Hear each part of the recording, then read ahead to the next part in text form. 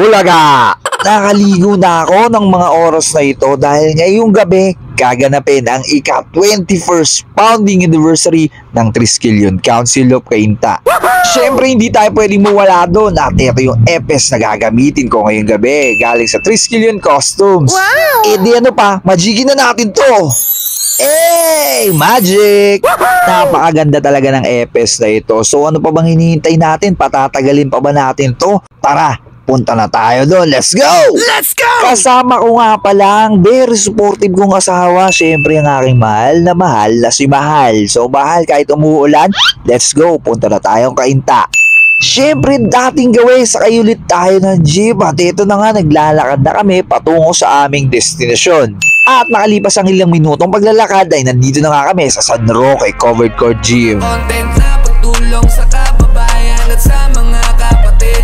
Sa aming kapatiran ay nandiyan para ang tuwa ay maiatid. Wala kaya, wala kailan, wala kaya, wala kailan.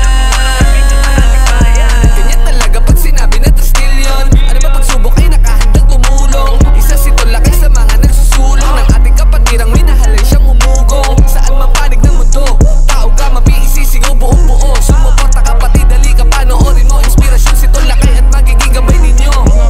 Sa pagtulong sa kababayan at sa mga kapatid.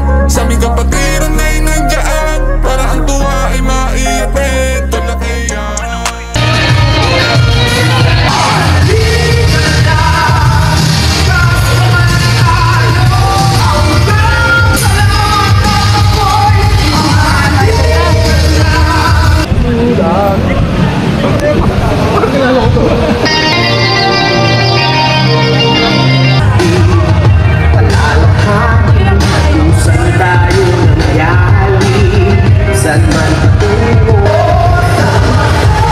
Salute sa ating lahat, Triskelion Council of Cainta. And also, I just want to acknowledge the presence of our key leaders of our Calabarzon Regional Council, also National Council for Luzon and its officers, and also yung mga performers po natin mamaya.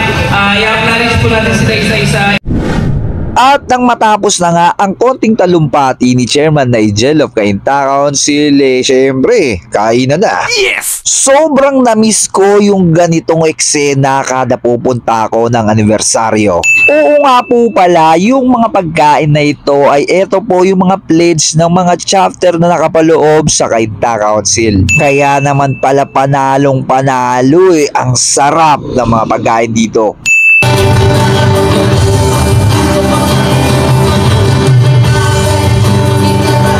Salamat ako sa lahat na nandito.